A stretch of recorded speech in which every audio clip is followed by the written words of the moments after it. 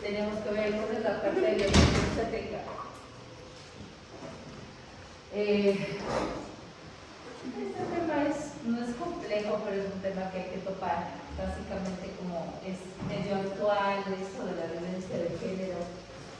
La violencia obstétrica está metida dentro de esto de la violencia de género, aunque es absurdo que todos los que dan a luz son mujeres, pero bueno, en los textos ustedes de algunos de los artículos debieron haber visto que la violencia de género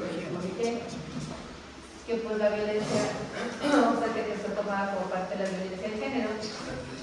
Y vamos a hablar un poco de esto, sobre todo cómo es que nosotros, estoy súper roja, cómo es que nosotros como profesionales podemos evitar que esto pase. ¿Cuáles son los objetivos de reconocer un tema así? Ustedes nunca se ha ocurrido violencia obstétrica, es básicamente reconocer nada más qué actitudes, qué acciones, qué cosas hacemos u omitimos en la práctica diaria y que pueden ser consideradas como violencia obstétrica. Reconocer las conductas y acciones que fomenten la violencia, identificar los derechos que tienen las pacientes antes, durante y después del parto, saber de qué se trata la humanización del parto, e identificar las acciones que se puedan adoptar para dar a los pacientes un trato más humano. La idea es, yo creo que la idea de todo esto básicamente es como ponerse un poco en el lugar de la paciente y sentir qué es lo que ella, o sea, tratar de imaginarme qué es lo que ella debe sentir cuando uno como médico toma una u otra decisión. Por ejemplo, digamos que, no sé, una paciente quiere que sea parto y tú como médico le haces una cesárea porque ya te aburriste de esperar las 10 horas, 12 horas de parto. O le dicen en la parte privada, ¿sabes qué? Me voy de ahora, escuché un montón eso, no voy al mundial, así que le saco al bebé antes, ¿ya? No se imaginan. No se puede ver. Me voy al mundial, así que le voy a sacar al bebé justo cuando tenga 37.5, así es como que, ¿por qué? Aunque ustedes solo crean que eso es parte de la violencia obstétrica, porque primero le estás dejando al bebé llegar hasta cuando él quiera, me voy por mi conveniencia, cuando voy al mundial, van chequeando el agua o si no lo saco a agua. Ese tipo de cosas no se deben hacer. Y van a escuchar eso muy frecuentemente. Dentro de la historia, nosotros sabemos que la parte del nacimiento, la parte de la obstetricia, siempre ha tenido como una evolución tenaz.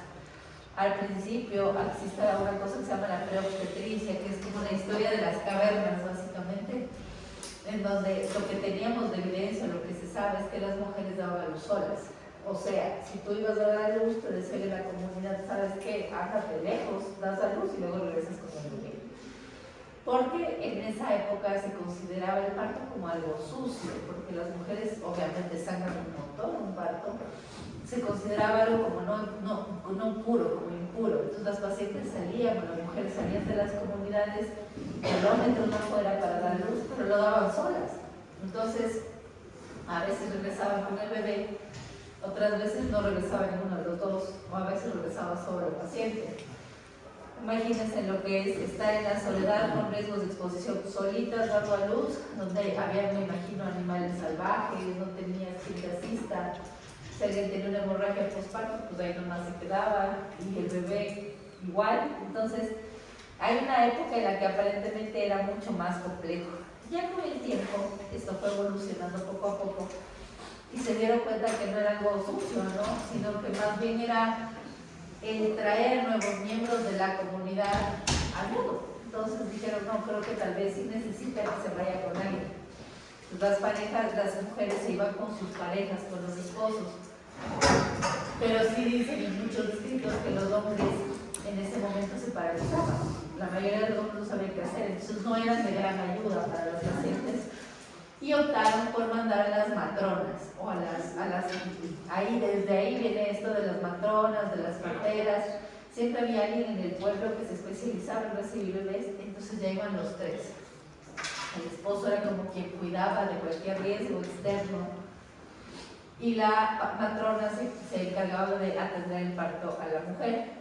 Y ahora aquí viene lo interesante, eso de ponernos dentro de las piernas y tratar de acostar a las pacientes. No siempre fue creado por un médico malévolo, sino realmente fue iniciado por las obstetrices. porque era más fácil ponerte entre las piernas de la paciente, que ella esté acostada y yo poder recibir el bebé. Obviamente ahí se acostaba en el piso, ¿no? Pero la idea era que ahí empieza esta palabra obstetricia, estar delante de, entre las piernas, que era básicamente para traer al bebé al mundo. Entonces, la historia es medio simpática, pero triste al principio. Y bueno, a medida que va pasando el tiempo y van pasando los años, obviamente el parto, las técnicas, todo va cambiando. Y como esta posición de quedarse acostado con las piernas abiertas se llegó a normalizar, lo tomamos como algo que es protocolario. Todo el mundo tiene que quedarse acostado con las piernas abiertas. El lío es que estamos normalizando algo que tal vez no es necesario para todas las pacientes, ¿ya? Entonces esto, claro, ya pasaron los años, los médicos dijeron, sí, es la posición más cómoda, la paciente está acostada, yo me siento enfrente, así como ustedes están aprendiendo a tener el parto acá arriba en simulación. Le pueden limpiar, le pueden vestir sin problema. El lío es que no es la posición más fisiológica para dar a luz.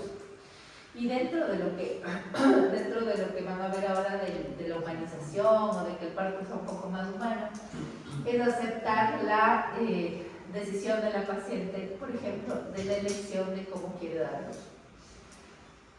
Dar a luz puede ser, tiene muchísimos matices, la gente puede decidir de varias maneras cómo dar a luz.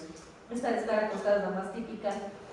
Y yo les voy a poner un ejemplo o algo para que se pongan a pensar. Yo sé que se van a reír, tal vez van a decir, Dios mío, qué comparación para tonta, pero puede pasar.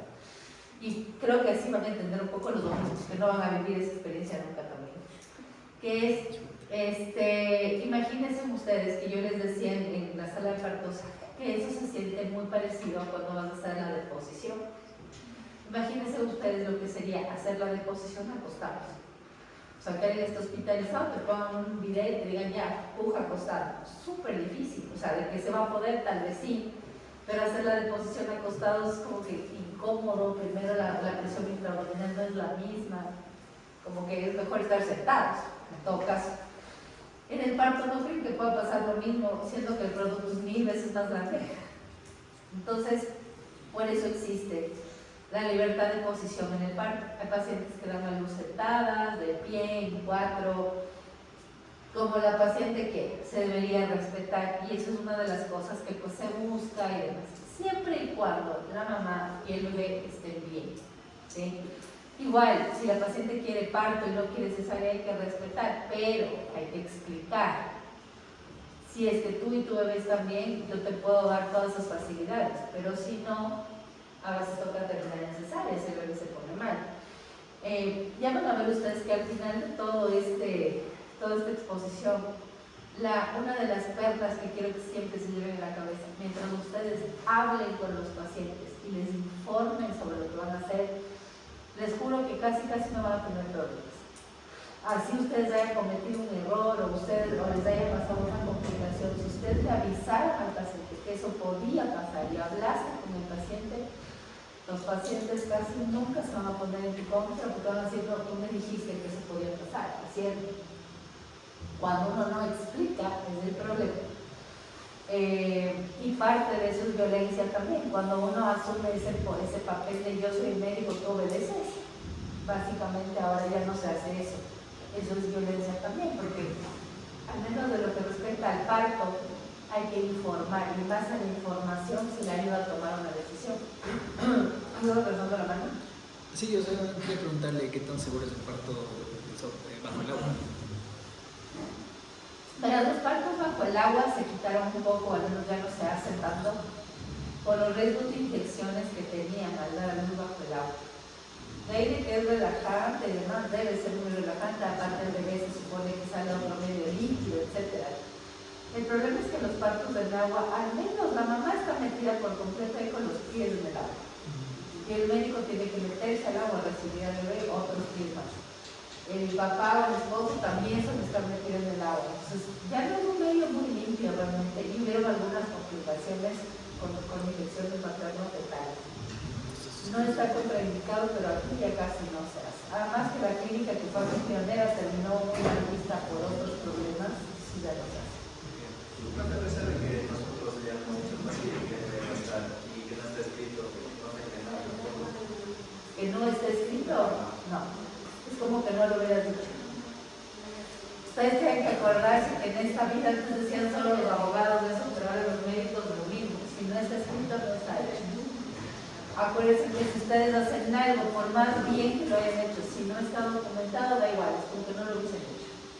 Si tú le pones la medicación al paciente y el paciente se mejoró por eso, pero no está escrito, no fue por eso, fue suerte, fue cualquier cosa, pero no lo hice tú. Siempre tienen que anotar las cosas que hacen y lo que le explican al paciente. Entonces, se supone que con el tiempo todos vamos haciendo lo mismo, seguimos los mismos protocolos, acostamos a las pacientes siempre, decimos, ok, esto es lo que dice el Ministerio de Salud, así se atiende el parto, y ya todos hacemos lo mismo, hasta que alguien se pregunta, oigan, ¿por qué las cosas no pueden cambiar? Aquí en el país hace más de 15 años empezaron a preguntarse por qué no cambiar las cosas como en otros países y permitir que las pacientes sean más protagonistas de su parto, porque realmente los protagonistas, como ustedes se dan cuenta arriba, es la mamá y el bebé. Uno básicamente le guía para que el bebé se vaya al piso, le limpie un poco para que no se infecte, o sea, estás como preparando el ambiente. Pero en general la que puja es ella y el que desciende es ella, o sea, el bebé y la mamá son el team ahí. Pero el problema que pasa mucho es que el médico quiere tomar esa parte de yo atender parto solo máximo y la mamá queda con no hizo nada. Entonces la idea es darle un poco más de protagonismo a la mamá para tomar decisiones sobre el bebé o sobre su parto más que nada. Entonces, lo que se conoce como violencia obstétrica es la conducta, acción u omisión que ejerce el personal de salud de manera directa o indirecta y que afecta a las mujeres durante los procesos de embarazo, parto y puerperio. Entonces, hay conductas, acciones e incluso palabras o frases nada más que se pueden emitir y se reconocen como parte de una violencia. Entonces, por ejemplo, esa frase que está ahí, cállate y puja, pasa un montón en la maternidad, en los lugares públicos. Es como bien típico que llegue alguien con poca empatía y empiece a hablar o a decir frases que no debería y que uno debe al final. Dentro de lo que es violencia obstétrica, la obstétrica se supone que hay una vulneración de los derechos, de la intimidad, la autonomía, la integridad física y la integridad psicológica. Dentro de la vulnerabilidad de la intimidad, ¿qué creen ustedes? ¿Cómo puede ser que uno vulnere la intimidad? Con los tactos. Ok, ¿cómo más? Solo que los tactos tienes que hacerlos. Pero es como tenerle descubierta todo el tiempo. Perfecto. Si por ejemplo ustedes aquí acaban de atender el parto, yo ahora me gusta enseñarles como que acaban de atender el parto y coger una tela y tapar la parte genital. ¿Por qué hacer eso en el público? Ustedes no generalmente son los que pasan a la paciente a la camilla. Siempre dicen camillero al señor que está por ahí, que es el camillero, que trae las camillas. Los camilleros nunca están. Nunca están. Nadie sabe dónde se mete. La cosa es que llamas y hasta que venga el señor con la camilla, puede pasar al paciente un buen tiempo así, o sea, desnuda, descubierta. Y la pobre está como, bueno, ya será que él me tapa, pasa la auxiliar, pasa la enfermera, pasa otra paciente, pasa un montón de gente al frente y la paciente sigue con los pelos abiertos.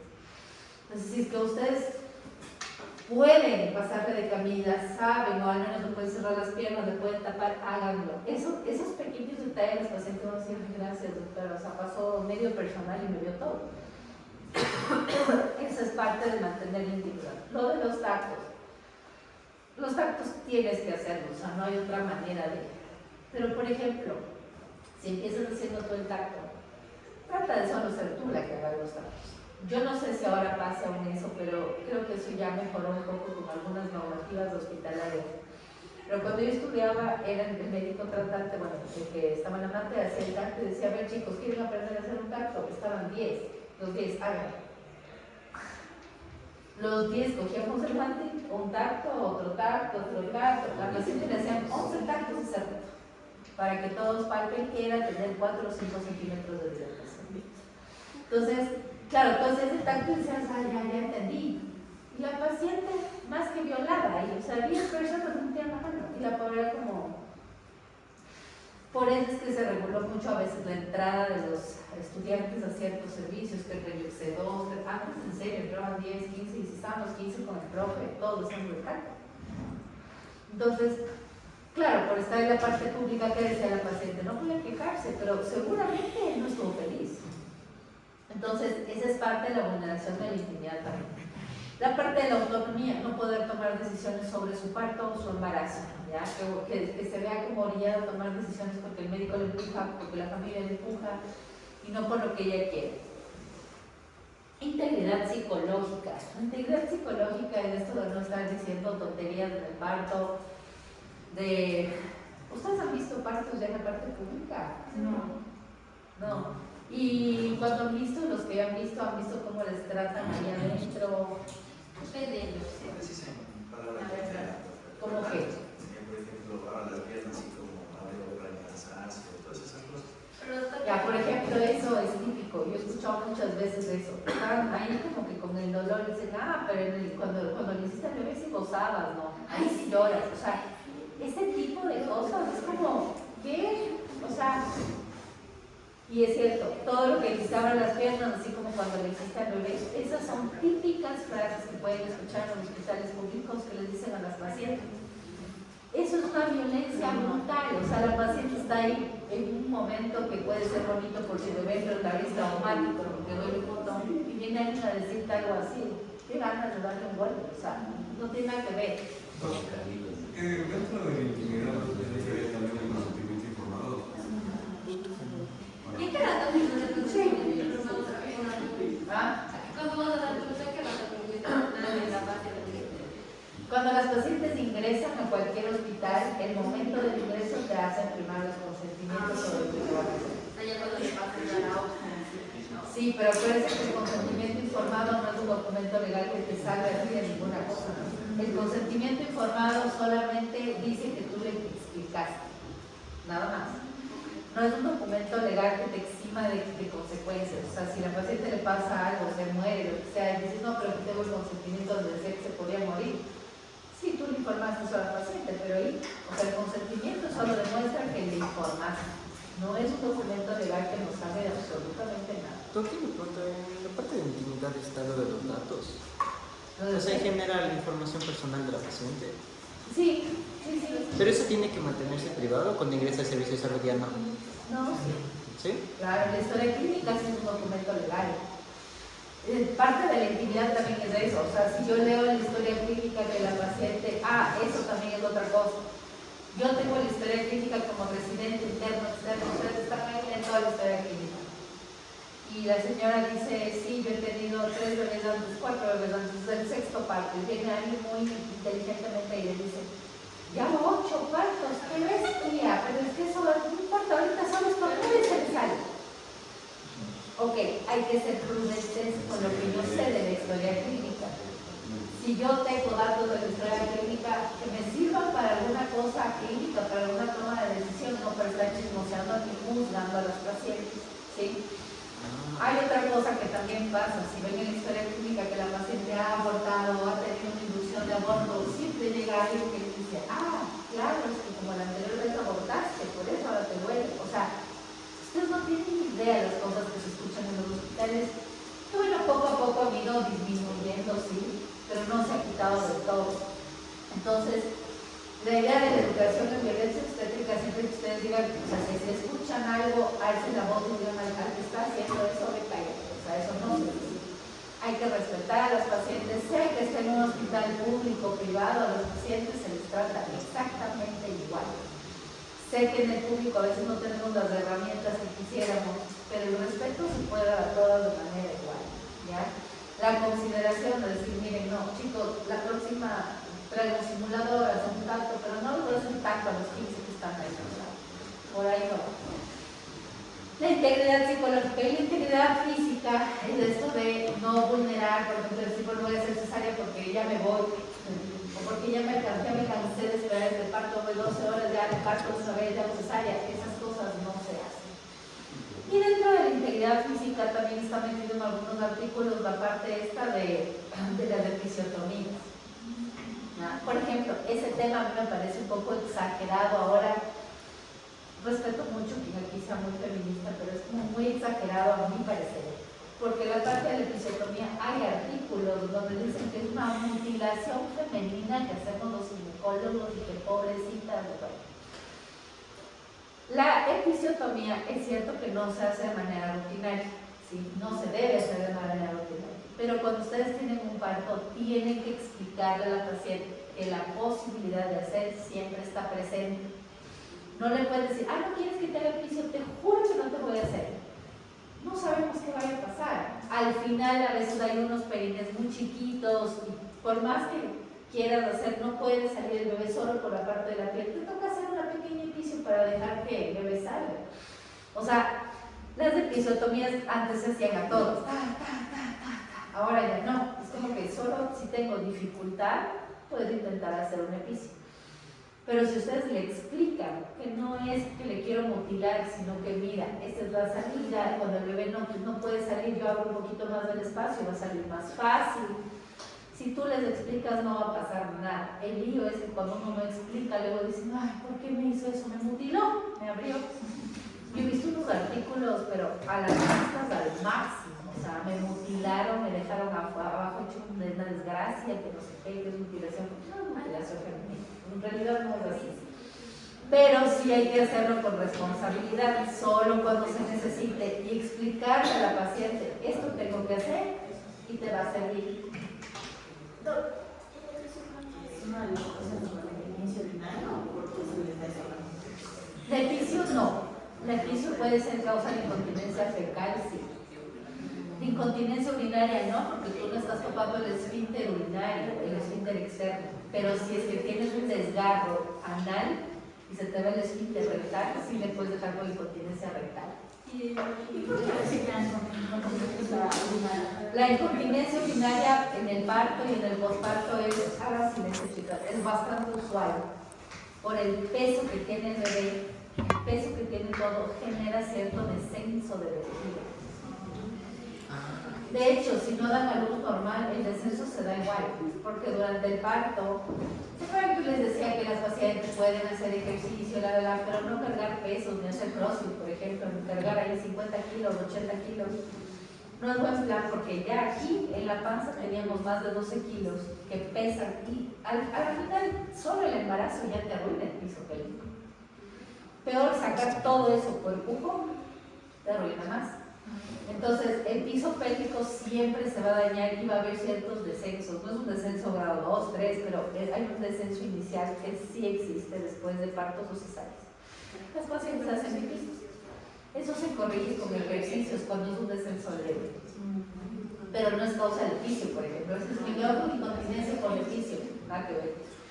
Solo si la episiotomía te corta el esfínter uretral, ok, pero no tiene nada que ver por ahí. ¿Qué es el parto normal? Comienzo espontáneo de bajo riesgo al comienzo del parto, manteniéndose como tal hasta el alumbramiento. El niño nace espontáneamente en posición cefálica entre las 37 a 42 semanas completas después de dar a luz. Tanto la madre como el niño se encuentran en buenas condiciones. Esa es la idea de un parto normal. El parto natural es otro concepto que dice que ante todo un parto aquel que se respetan los tiempos normales de la mujer, el niño que va a nacer, en el que no se realizan intervenciones innecesarias ni se aplican protocolos de rutina. El lío es que en el parto nos obligan a que individualicemos a cada paciente, ¿ya? Y que digo, bueno, a todas las voy a inducir y voy a inducir a todas. En realidad no.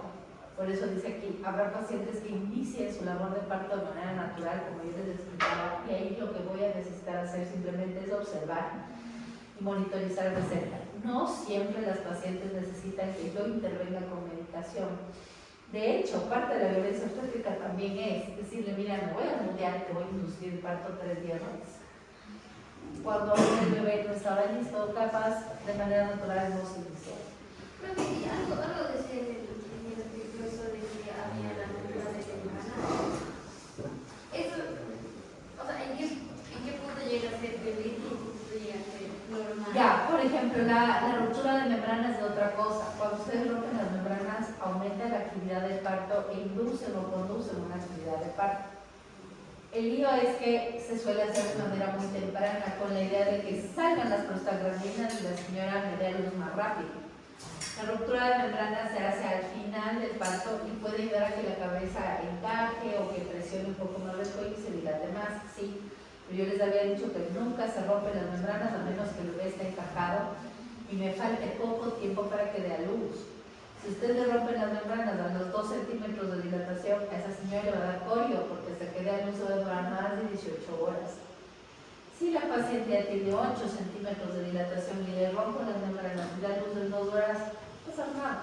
No es violencia estética porque le estoy induciendo algo que ya está en 8. O sea, ya debe tener contracciones, solo quiero que el bebé baje la cabeza. Nada más. La violencia entra en donde yo hago cosas innecesarias tratando de acelerar un proceso natural. Entonces la obstetricia básicamente viene de este latino del arte de estar de pie, el arte de la paciente entre las piernas, básicamente es como que por eso nace la palabra y por eso es que todos nos paramos delante de la paciente entre las piernas para atender un parto. Y las parteras se supone que se llaman así porque existe este arte de partear, que es de la acción de un tercero, en el arte de acompañar, proteger, cuidar a la madre en el hijo del proceso de milagro del parto y el puerperio. La idea de acompañar y proteger, cuando las pacientes están en una labor de parto, y eso van a vivir ustedes un montón. Cuando ya uno está en el hospital público, por ejemplo, y son tratantes, los tratantes no están todo el tiempo con los pacientes de ahí. Los que están más tiempo con los pacientes son los residentes de ustedes, los que son externos o internos están bien, uno se entera de toda la vida del paciente, no se puede hablar contigo. Ustedes tienen más empatía a veces con los pacientes porque están todo el tiempo ahí. A veces los tratantes se van, ni idea, solo saben la señora de la cama 5, pero ustedes les conocen. Entonces, eso de acompañar y proteger es algo que se hace muy bien cuando estamos en los primeros años de medicina. Lastimosamente después como ya te ponen así como, ya estos son importantes de volver, hay necesaria, o sea, así como que todo mágico, es como de manera, una máquina, ustedes siempre están un poco más ahí. Mira lo que pasa, alguna vez en la maternidad, yo estaba de interna creo, interna o no, y había una chica que tenía 14 años. La chica estaba por la de luz, estaba con la labor de parto. Pero esa niña tenía un cuerpo de una niña de 10, o sea, no ni siquiera se había acabado de desarrollar, no me acuerdo si era 14 o 13 años, era bien chiquita. Y la chiquita lloraba, no paraba de llorar para nada. Entonces yo era hablando con ella, como cambiándole el tema, pero se le dolía, o sea, estaba la labor de parto. Y es que cada vez que venía un médico a hacerle el tacto, ella se descompensaba mal, o sea, era como que... Y siempre venía un médico diferente, porque estaba él, ¿no? El que estaba de guardia, luego cambiaban de guardia, venía otro, el tratante, el residente, entonces la chiquita solo quedaba y lloraba y lloraba. Yo me puse a conversar con ella. Y algo que no estaba en la historia clínica era un punto súper importante. A ella la habían violado. Pero eso no estaba en la historia clínica porque ella no quiso contar que la habían violado. Y de hecho la que la llevó a dar a luz ahí fue su mamá. Y el que la había violado era su papá. Entonces era un caso que fuertísimo, empecé a decir, no, es que fue mi papá y mi mamá sabe, pero al final lo único que me dijo es, tú cállate y dale. Entonces ella me dijo, yo no quería estar embarazada, claro, 13, 14 años. Entonces, claro, yo me enteré de eso, pero eso no estaba en la historia clínica, ningún tratante sabía. Yo me acuerdo que me fui donde el jefe que estaba en ese momento. Le digo, doctor, ella recién está en 4 o 5 centímetros. La habían aceptado antes de la fase activa porque era una adolescente chiquitita, tenía 13 años. Entonces dijeron, no, los adolescentes hay que meterlos antes porque pueden tener complicaciones. Y el doctor me dijo, ¿qué? Le digo, sí, a ella le violaron. Por eso cada vez que le hacen contacto a la niña se descompensa mal, o sea, llora más que cuando le vienes contra el público. Entonces el doctor le dijo, ¿sabes que hagamos una cesárea? Y le preguntaron a ella, ¿quieres que haga una cesárea? Y la chica dijo, sí, yo no quiero sufrir más. Entonces el bebé nació y lo dio en adopción, porque ellos la maternidad te dan esa opción de, quieres darle una adopción y ya. Pero si se dan cuenta lo importante de hablar, la chica en la historia clínica jamás va a contarle a la persona que nunca en la vida le había visto, oye, sí, me violaron y no, nada. En la historia clínica era como que el novio, no sé, se ve embarazado o lo que sea. Pero cuando me comenzó a contar, porque me senté ahí y a conversar, te cuentan cosas que sí son graves. Entonces, Parte de esto es como entender un poco algunas cosas. Por ejemplo, aquí hablan mucho de que no se debe abrir cesárea, y ahí hay un contra, ¿no? Que dices no cesáreas.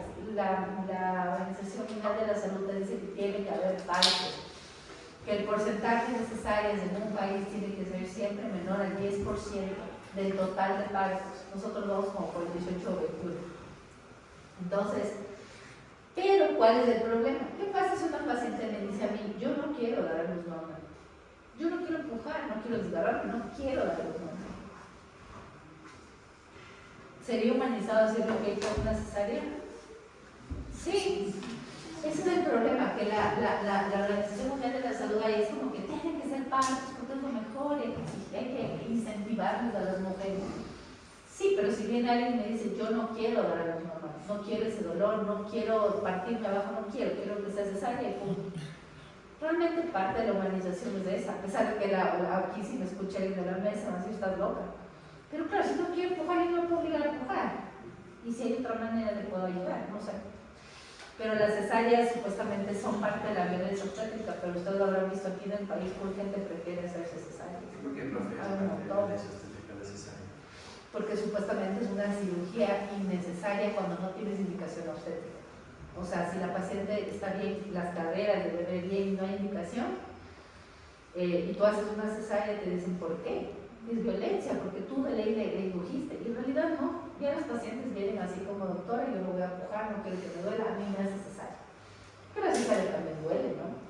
Pero claro, te evitas 18 horas a veces de empujar y de daño del piso pélvico, sí tiene sus ventajas. Ahora el parto también tiene sus súper ventajas. Pero creo que esa es parte de respetar la decisión. ¿Qué involucra el parto humanizado? Que son las condiciones de dignidad humana, protagonismo, libertad para la toma de decisiones sobre las condiciones de parto. Que la paciente diga con quién quiere estar en el momento del parto, que pueda decidir si viene la mamá, el esposo, la pareja, la hermana, lo que sea, y que esté en un lugar donde ella se sienta libre. Ustedes van a decir, bueno, pero esto suena muy utópico, en los hospitales esto no se hace. En los hospitales no, porque los hospitales se supone que son de mayor nivel de atención. Yo no voy a tener un parto normal sin patología, la maternidad es Isidro Ayora. La maternidad es Isidro Ayora es un hospital de referencia para gente con preeclampsia, diabetes, cáncer, insuficiencia cardíaca, o sea, gente con problemas. Si yo tengo una paciente con parto normal, sin patología ella, sin patología el bebé, son pacientes que deben dar a luz en los centros de salud. Y en los centros de salud eso sí se puede hacer. Aquí en Quito, hasta donde yo conozco, hay 3 centros de salud que tienen camillas para posición libre de parto. En el oriente hay un centro de salud que da, me parece que es en Pastaza, hacen posición libre de parto, les ponen música, les ponen ahí sonidos ancestrales, o sea, es una cosa increíble. Pero en los centros de salud, si alguien me dice, pero en la maternidad jamás le van a hacer esto, claro, porque se supone que son pacientes graves, son pacientes que no es que puedes decir, bueno señor, escuchen el ruido de la lluvia, no, sé que está mal y que a veces toca intervenir más rápido. No, una pregunta. ¿Qué piensa usted de la parte de, no comodidad como tal, pero de que sea un poco más limpio, aseado, que sea también para el médico? O sea, lo de los enemas, que sea que ahora no le podemos pedir que esté rasurada porque es violencia, que poner un enema es violencia. Pero sí, claro, si le tratamos de convencer también es violencia.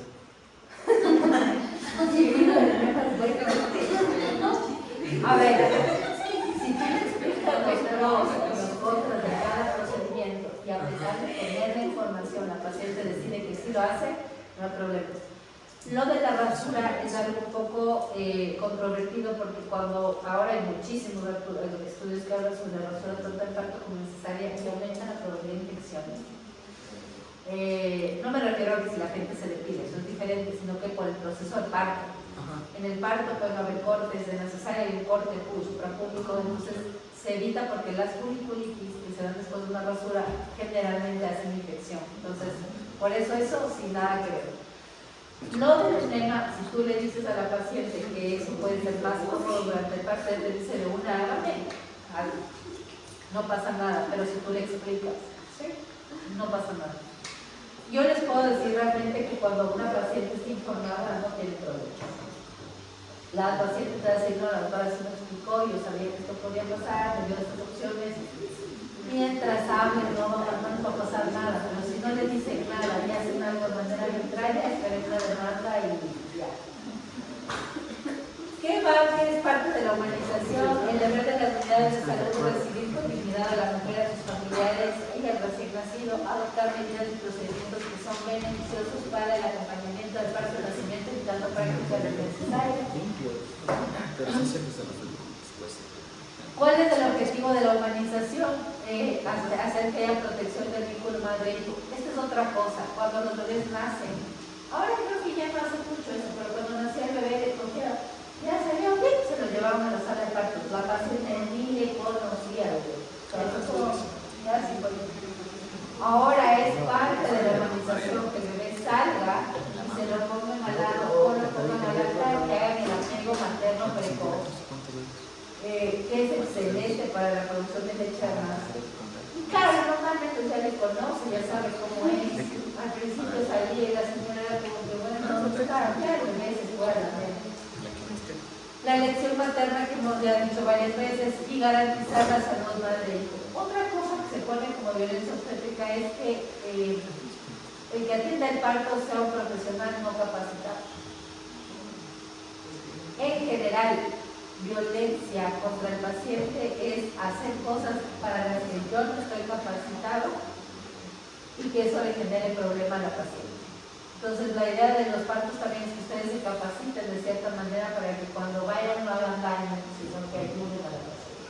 Doctora, pero ¿el examen también puede dirigir a la privada o ¿Qué cosa? o sea, el examen? Todo. Todos tienen que cumplir con la... Eso no es solamente para lo público, es para todos. Ellos regulan lo que pasa también en la parte privada. Si no cumples, te tocan. La parte privada es la que más problemas tiene con el porcentaje de cesáreas, por ejemplo. Porque ahí pasa lo que les digo, los pacientes dicen, no, yo no quiero dar parto normal y ya. En cambio, en el público se les obliga hasta las últimas consecuencias de dar parto normal. ¿Y es en los tratantes o los residentes en privado? En el privado, los tratantes. No, o sea, no para un residente de primer año, si es necesario. En un hospital privado, jamás. ¿Ustedes esperarían que pague un médico, te vas a un hospital privado y te diga, te voy a operar recién el primer año? No. Ahí yo les digo siempre, pónganse en los zapatos del paciente. Tú te dejarías de hacer una cirugía, por ejemplo, de traumatología, y te digan, solo estaría de uno, y tú así como que no. No tiene la suficiente experiencia, dirías tú. En la parte pública, ¿qué pasa? Que aprenden. Nosotros. El problema de la parte pública a veces es que dices, ya, aquí voy a practicar. Y no debería ser así. Si es que no estás en condiciones, entra con alguien que te guíe. Para aprender tienes que hacer, es cierto. Pero puedes entrar con alguien que sepa y que te guíe, para que no le dañes la vida a esa paciente o a ese paciente. Entonces, eso es muy importante, muy importante. Y claro, hay meses en el año donde entran los residentes nuevos y las cesáreas se van así, pero al cielo. Entonces, todo el mundo quiere aprender a hacer cesáreas.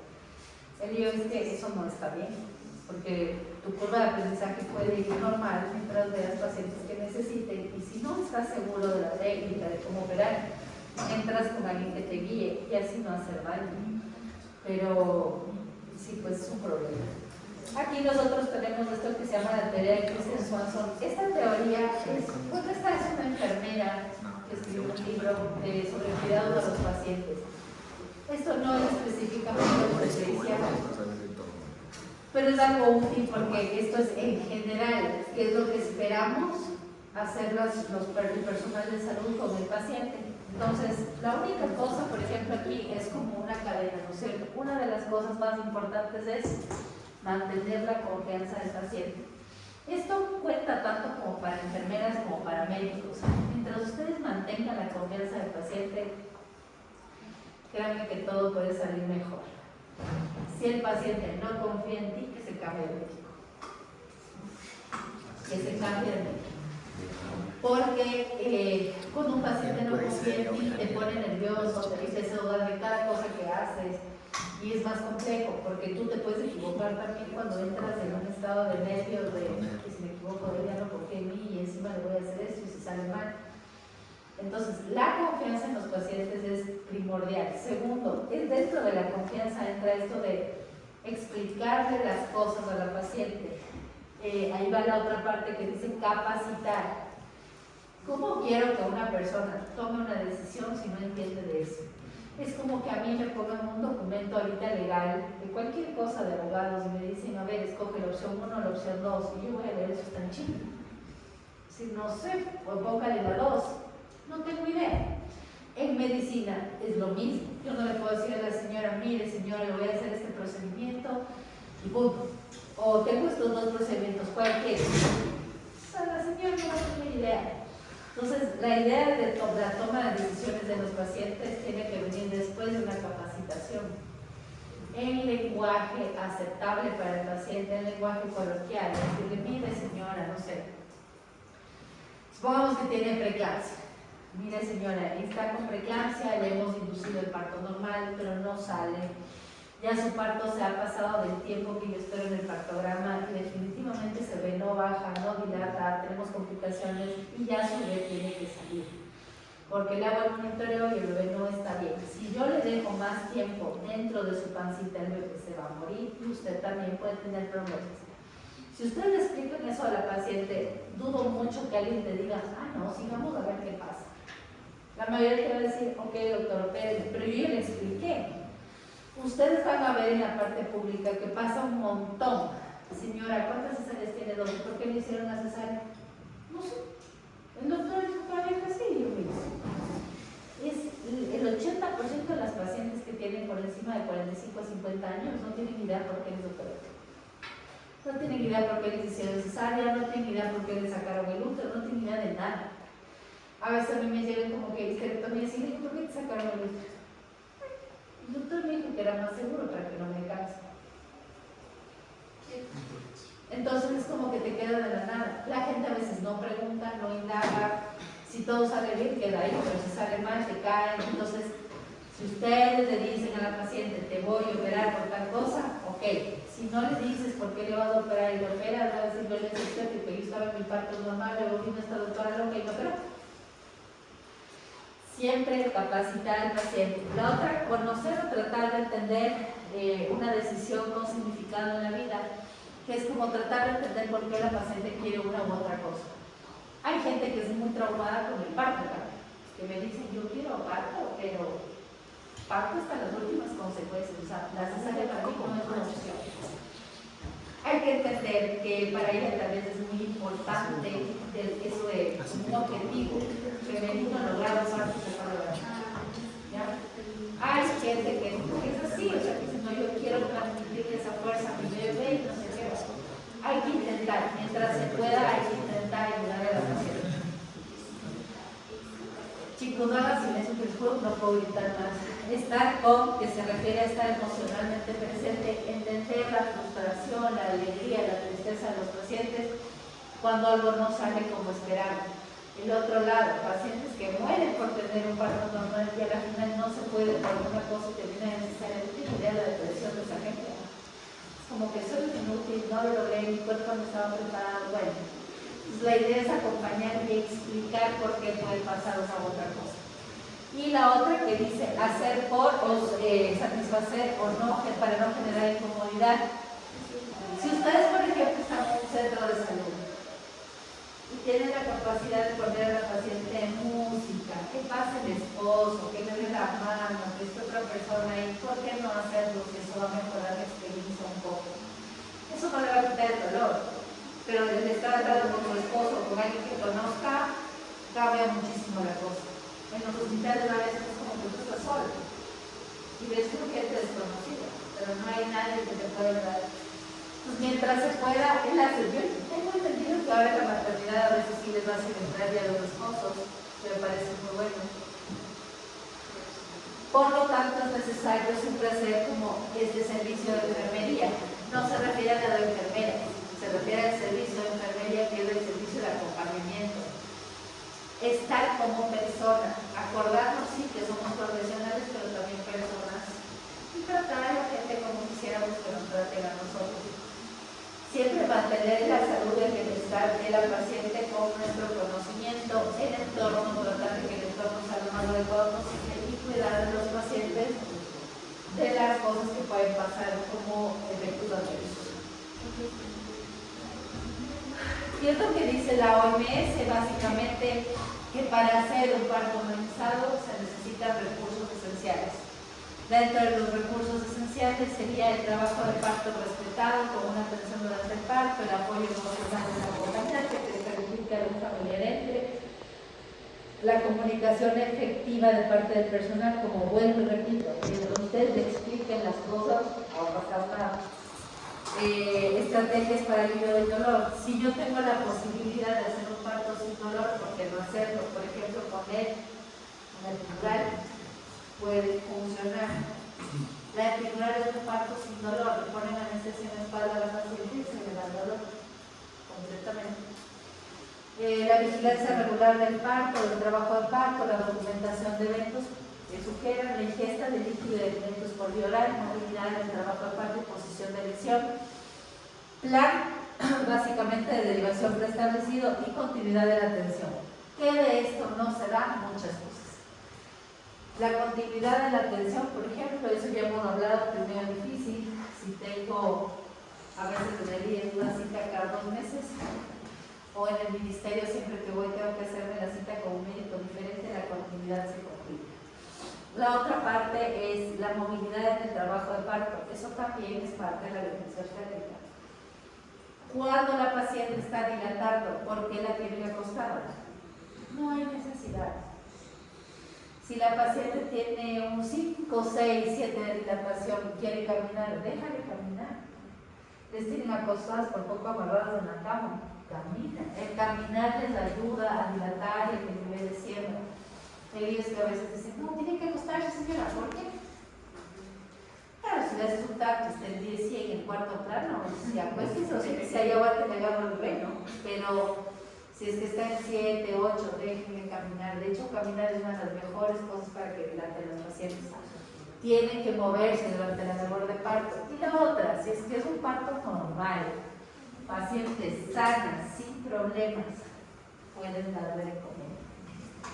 La paciente debería poder comer, beber durante toda la labor de parto. ¿Ya? Ahora, cuando los pacientes están en las últimas fases del dolor suele ser tan fuerte que comer nadie quiere, pero beber líquido sí pueden beber y no pasa nada. Entonces, recordar que no es una obligación dejarles a las pobres en ayuno prolongado, si es que están sanas. Ahora, en la maternidad, obviamente no. Si están en un hospital porque tienen preeclampsia, o si tienen hipertensión, diabetes, lo que sea, y sé que en cualquier momento podría terminar en cesárea, no las puedo dar. Las cosas cambian un poco cuando la paciente o el bebé están enfermos. Ahí hay que explicarle a la paciente la enfermedad de ella, la enfermedad del bebé y el porqué de las decisiones. Ahí cambia un poco la cosa porque yo no le puedo dar a la paciente la toma de decisión de, oiga, ¿quiere que le opere? Ya está mal el bebé, pero no sé, le opero si usted quiere. No. Tengo que explicarle por qué le voy a operar y ahí quito la violencia obstétrica, ¿no es cierto? Porque le estoy informando. Pero yo tomo la decisión porque si no se debe hacer mucho. Entonces esa es la diferencia de un entorno crítico a un entorno normal. Y aquí vamos a ver un montón de puntos.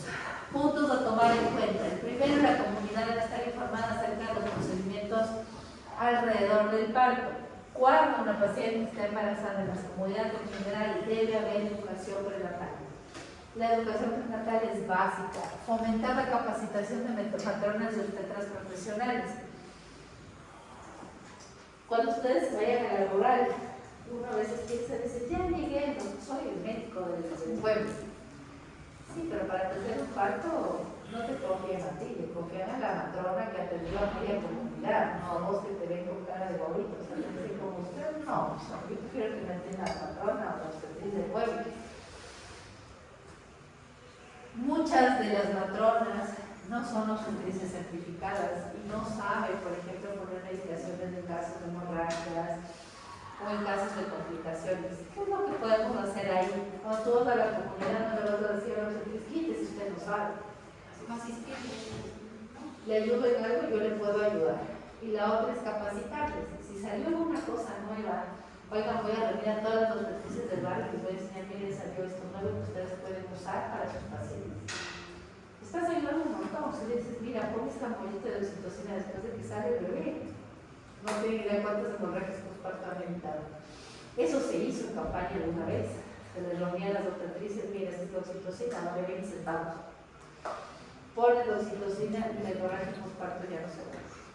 Entonces, les formas, ya no necesitas irte en contra de ellas, sino que ya ellas pueden seguir atendiendo, pero yo ya les capacito un poquito más. Tercero, los hospitales deben dar a conocer la información sobre los partos, incluido el porcentaje necesario que tienen cada uno. No existe justificación ninguna para que se exceda del 10 al 15% de partos por cesárea. No hay pruebas de que se requiere una cesárea después de una cesárea anterior tras verse en el segmento inferior. Esto quiere decir que un parto sí se puede hacer después de una cesárea con un índice genético de más de 2 años. Si la cesárea se resolvió hace más de 2 años, sí se puede proponer un parto. Pero, siempre, si yo voy a proponer eso, tiene que ser un servicio que cuente con servicios de emergencia y quirófano. No voy a hacer eso en un centro de salud. Entonces la señora dice, no estoy sana, no está sana, pero quiere intentar parto por cesárea en el hospital. En un centro de salud no, porque el riesgo de ruptura uterina es súper bajo, es de menos del 1%, pero existe. Y si se rompe, se muere mamá, bebé, todos. Entonces, no hay pruebas de que la vigilancia electrónica del parto durante el parto tenga efectos positivos en el resultado del embarazo. Realmente el monitoreo es nuestra única herramienta ahorita como vigilancia intraparto, pero no nos vamos a cegar a decir que es la mejor, porque a veces nos asusta y aumenta el número de cesáreas necesarias. Yo les había dicho que el problemita con el monitoreo es que si sale bien yo me quedo en paz, pero si sale mal, hay un 50-50 en que yo me jale el diagnóstico y me salga perfecto y vaya sacado por las puras cesáreas. No están indicados a la afectar la región pública ni la administración de enemas, que es parte de lo que se dice. Los embarazos no deben ser, las embarazadas no deben ser colocadas en posición de litotomía durante el trabajo de parto, ni en el parto deben estar libres para caminar durante el trabajo de parto y elegir la posición de parto. No se justifica la episiotomía como procedimiento rutinario. No deben inducirse los partos por conveniencia. La inducción del parto debe limitarse a determinadas indicaciones médicas. Ninguna región geográfica debe tener el porcentaje de parto efectivo mayor al 10%. Debe evitarse la administración rutinaria de analgésicos o anestésicos que no se requieran específicamente para alguna comunicación del parto. No se justifica la ruptura neuronal artificial de las neuronas de manera rutinaria. El recién nacido sano debe permanecer con la mamá cuando así lo permite el estado de salud del bebé.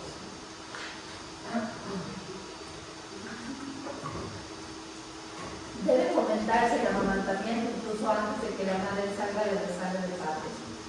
Cuando el bebé nace, sea por parto normal o por cesárea, se puede hacer apego precoz y que empiecen a lactar.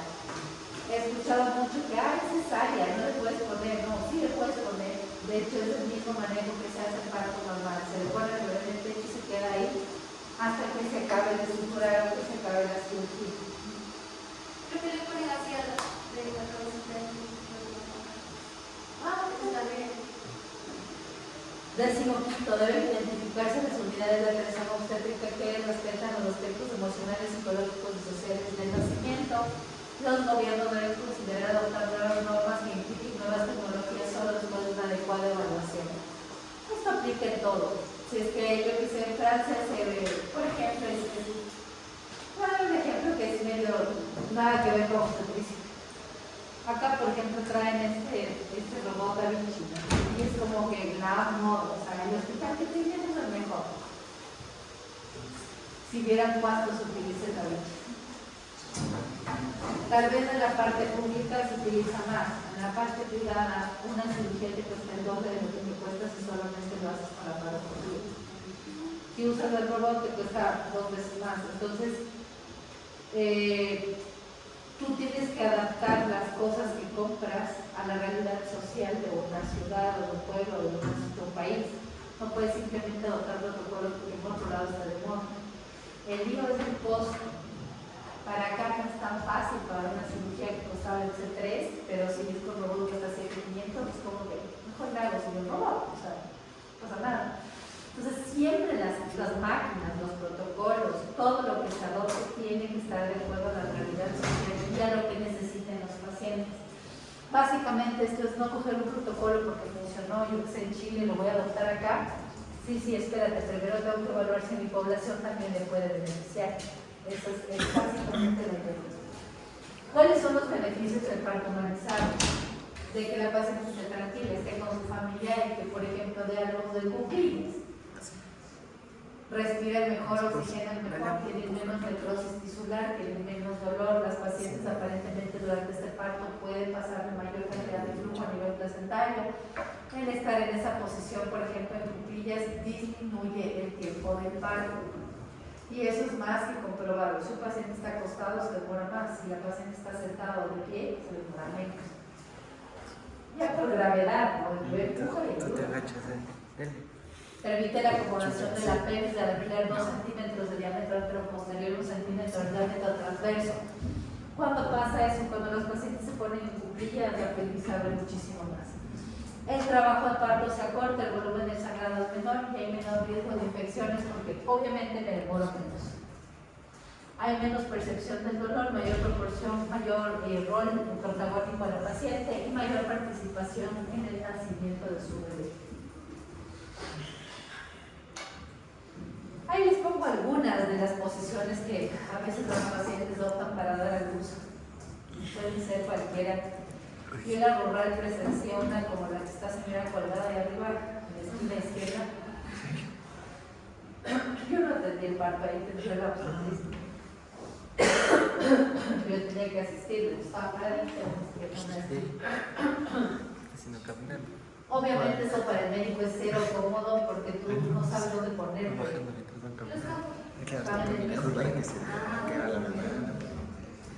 Ahí no es nada, o sea, la paciente simplemente se para sobre los bancos.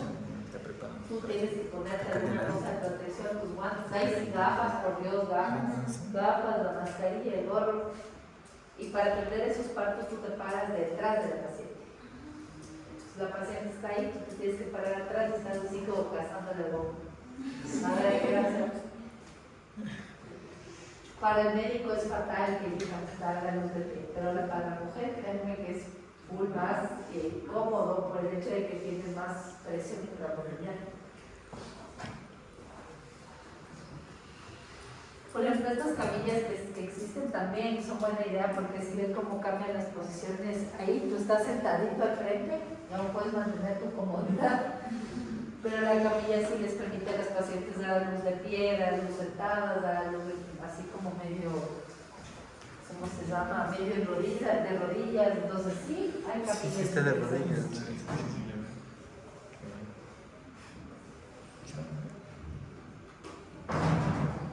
Miren, por ejemplo, esas frases, bueno, esas son en Argentina, pero algunas de las frases que a veces uno lee.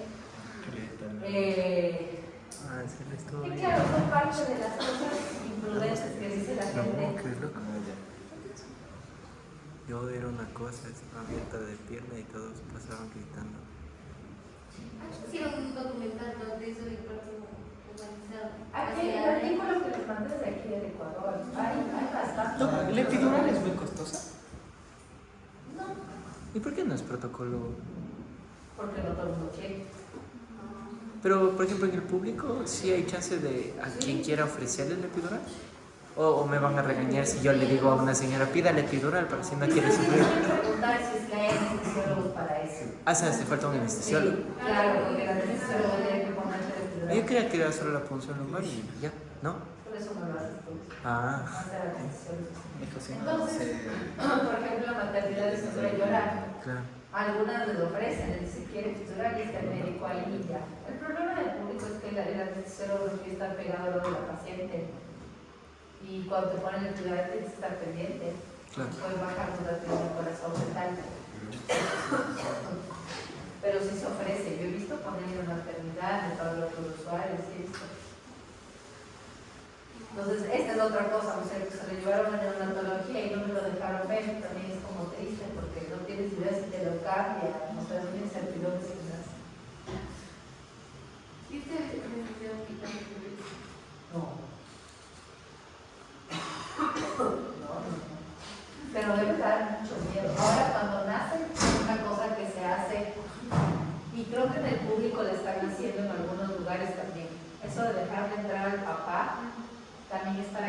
papá se vaya con el pediatra o con el médico que reciba al bebé hasta la sala de neonatos y le pongan todas las identificaciones del mundo del bebé para que eso no pase.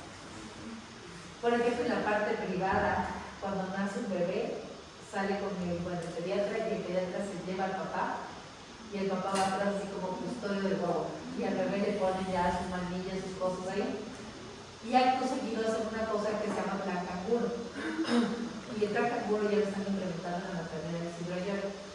Para que los papás entren a la neonatología, se sacan la camisa y le ponen al bebé piel con piel y le tapan con otra camisa especial. Ese apego de piel con los papás les ayuda a evitar el estrés respiratorio de sepsis. Les ayuda un montón. Entonces, ahora están haciendo esto del plan canguro con los papás hasta que la mamá sale de sala de parto, sale de la cesárea, el papá es el que se encarga, le ponen a hacer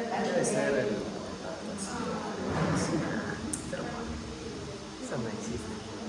por ejemplo, esta es otra cosa, que es criticar, por ejemplo, la forma del cuerpo con respecto a lo de los pezones, que un montón de gente dice eso no te va a servir para dar de la clase, como mamá te sientes mucho pedazos, y ahora cuando eso es completamente falso.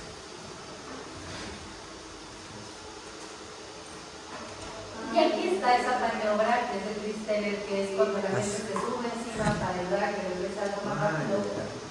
Esta es una maniobra que se considera como parte de todo lo que es violencia obstétrica, porque al hacer esta maniobra yo puedo lastimar al bebé y a la mamá.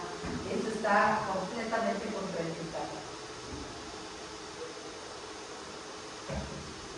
Cuando se hacen procedimientos necesarios como el Tristeller, por ejemplo, el uso de válvulas para sacar a los bebés puede generar problemas, hemorragias intracraneales, hematomas, y más aún si no saben utilizar eso.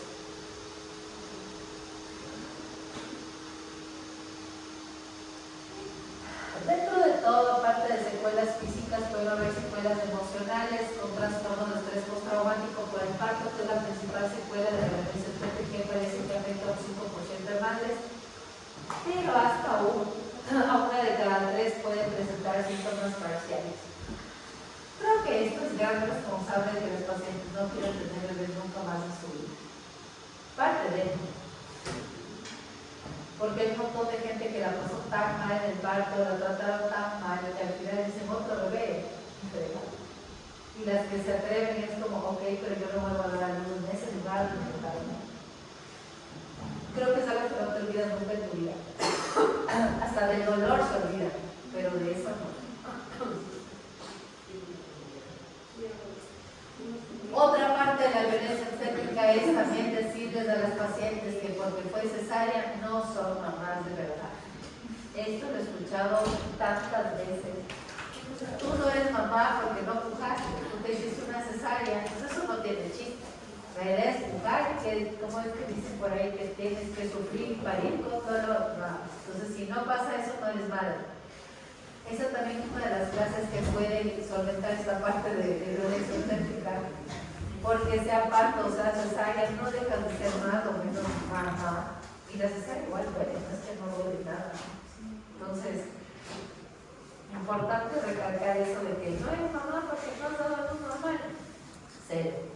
Entonces, tu principio parto, o sea, puede ser como más cesárea o en partos normales o en cualquiera de las dos. La depresión postparto viene un poco más determinada, a ver, es más frecuente en aquellas pacientes que ya tenían algún signo depresivo o ansioso antes de dar. En ellas es 1000 veces peor por el bajón hormonal, pero en la mayoría hay depresión postparto, pero en niveles diferentes, ¿no? Hay gente que tiende a llorar todo el tiempo, pero no es que piense en matarse, y es como un nivel leve. Pero sí hay niveles más graves de los que piensan en matarse o en matar a su bebé, entonces ya hay esos niveles que tienes que medicarles y separarlos hasta que te pase. Entonces la idea de esta parte de aquí de la violencia obstétrica es que cuando ustedes ya vayan a los hospitales, a los centros de salud tengan la capacidad de identificar cosas que para ustedes capaz sin decirles hubieran dicho, ok, sí, qué feo, le hicieron eso, pero ya pueden identificar qué cosas después de eso ustedes. Que le digan frasecitas de ese estilo, que les insulten, que les griten, que les maltraten, que les atiendan mal, que básicamente les pongan mandar intervenciones que no necesitan mucha fuerza necesaria, porque ya se cansaron o porque se van de viaje. Entonces, ¿Cómo funcionan los horarios en las personas que se encargan de los servicios de obstetricia? O sea, usted está la que está trabajando, encargada de servicio, me imagino, pero si llega una paciente, no es que usted se pueda ir, o sea, tiene que quedarse hasta que ella dé a luz. no te entiendo. En la parte pública tú tienes horarios. Por ejemplo, en la parte pública, cuando los médicos están ahí, dependiendo del médico esté, hacen guardias. Creo que hacen guardias hasta ahora de 24 horas, porque hay gente que hace los servicios de obstetricia, estás 24 horas ahí. Si la paciente no dé luz en las 24 horas, le va a atender a alguien más. Porque tú vas a tener que salir a las, digamos, tu turno es de 8 a 8, mañana a 8 de la mañana tú sales dentro de un médico diferente. Entonces, ¿por qué lo de inducir partos? Porque ya se quieren ir. No es como que le va a En la atender a parte alguien privada más. pasa un montón. Ah, es como si no la atiendo yo, no gano yo eso. Lo gana la No, persona en que la la parte atendió. pública tú ganas un sueldo. No, en lo privado. Claro. Ah, Tienes que atender entonces tú, por pues, eso tu lo hace. paciente, no es que no atender. Pero si Si no es que es... dices, bueno, se me acaba el turno, ¿no? Pues es tu paciente. Si se va a 3 días, tienes que estar 3 días ahí. Ah, por eso es que no, o sea, si no está dilatando a la velocidad que a ellos les gustaría. En entonces Estados necesario. Unidos funciona diferente. En Estados Unidos tu paciente es, en teoría, privada, digamos, entre comillas, porque tú le puedes ver todo el embarazo. Pero si el día que la paciente tuvo contracciones y va a dar a luz, tú no estás de turno, la tengo más. Sí, es las parteras. No, hay enfermeras que son como que se dedican a la obstetricia, pero también hay médicos que hacen obstetricia y partos. Pero si tú le atendiste todo el embarazo al paciente, pero la paciente tiene hoy contracciones, tú dices, oh, sorry, yo no estoy de turno, le atiendo a otra persona.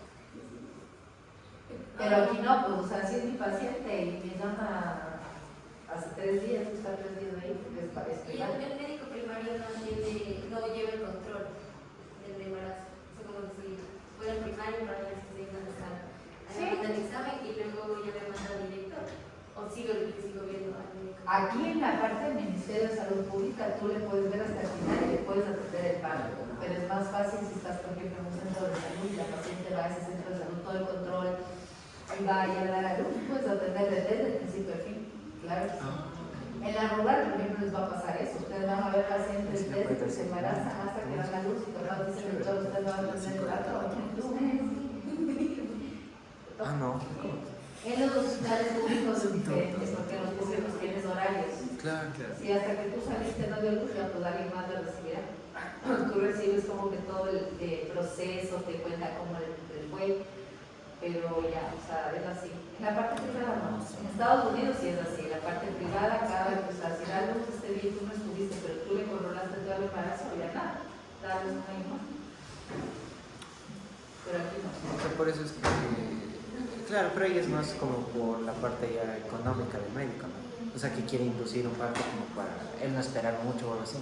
La inducción de parto no siempre es mala, como decía ahí, puedes inducir, pero si tienes una indicación médica. No, pero la en que la parte privada tú puedes decir, no, como les digo, quiero inducir, así que voy a inducir el parto, no debería pasar eso. Ahora, si la paciente está haciendo preeclampsia y yo ya quiero acabar con el embarazo y no tiene contracciones, entonces voy a inducir. Claro. El acompañamiento paterno es súper importante, como les decía, esto ayuda bastante algunas partes de lo que es el parto. Dentro de las conclusiones, el parto humanizado debe ser una obligación con todos los pacientes antes, durante y después del parto. Es importante reconocer todo lo que podría evitar la humanización del parto, reconocer a la madre como protagonista del parto y permitirle decidir sobre el mismo, que es una parte importante. Entonces, dentro de esto, ustedes siempre tienen que, con esto irse fijando qué cosas ustedes van a ver en la práctica privada, pública, donde vayan a decir, esto no está bien.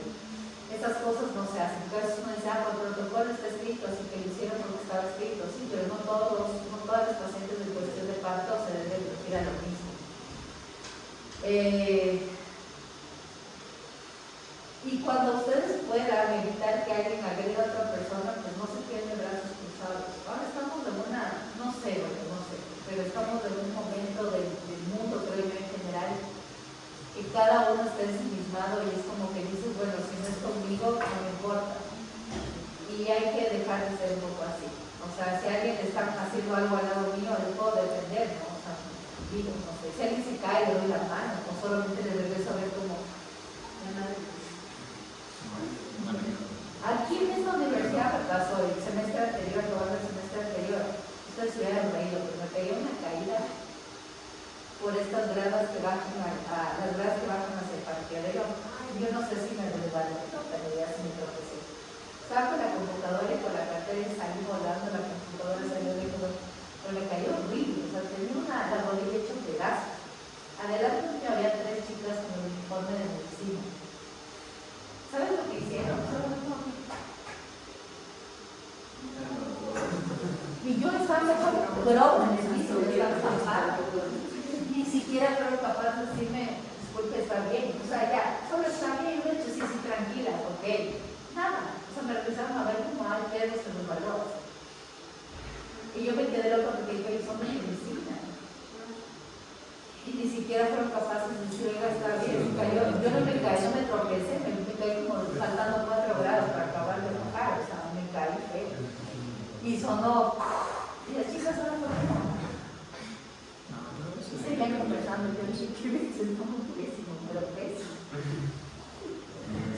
En el hospital,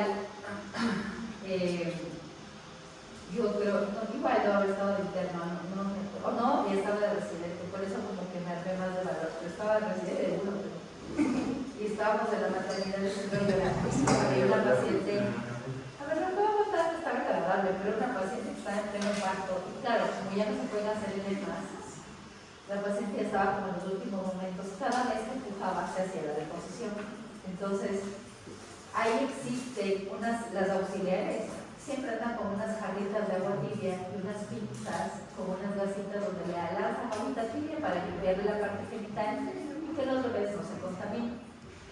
Entonces yo era así, ahí le dicen como duchitas, por favor, alguna cosa así. Me acuerdo que esta señora gritaba duchita cada 10 minutos porque de verdad, o sea, de verdad no se había preparado nada.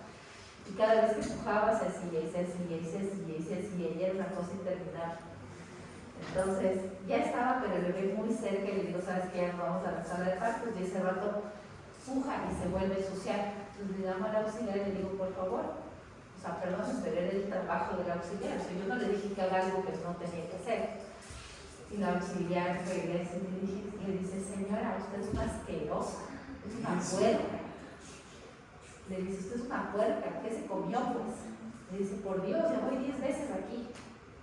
Y la pobre señora se puso pésimo. Y me queda bien, dice, doctora, perdón, pues que no sabía que hoy iba a dar luz, o sea, no tenía idea que el dolor me iba a venir hoy. Y me digo, no, tranquila. Entonces ya ahí ya me molesté, que le digo a la auxiliar, le dije, usted cierra la boca. Usted cuando va al baño, ¿qué le sale? Flores. Claro, o sea, ya eso me salió de lo más profundo. O sea, fue como que usted cuando va al baño sale flores. Ah, no sabía. Usted cierra la boca y permítase hacer lo que tiene que hacer. Entonces, para como que, vale, perfecto. Y se fue a quejar y yo le había faltado respeto. Claro, la paciente dijo, no, pero es que él me falta, señora, me faltó el respeto, me tiene una asquerosa. ¿Qué culpa tengo que, pues es algo, o sea, yo qué puedo hacer? Entonces, imagínense que ustedes pueden evitar esas cosas. No importa si es el auxiliar, el enfermero, o sea, por Dios, hacen la voz, no, es que eso no está bien. Esa sociedad no puede vivir. Yo le decía, sí, pues parece que usted va al baño y hace flores. Le dije, mejor cierre la boca y lleva lo que tiene que hacer. Y si tiene que limpiar 50 veces más, le limpia 50 veces más, para eso le pago. Porque ya de oír a la señora pobre roja, pero usted dice, o sea, no, cuéntame. Entonces, siempre que ustedes puedan ayudar a alguien, porque realmente una mujer en parto es una mujer completamente vulnerable, traten de conectar de alguna manera. Listo, chicos, este era el tema del día de hoy. El día lunes vamos a ver con ustedes, también está subiendo la información en el aula virtual, que es la parte del ciclo menstrual. Ya se acabó la parte de obstetricia en la parte teórica, así que nos vamos ya a plantear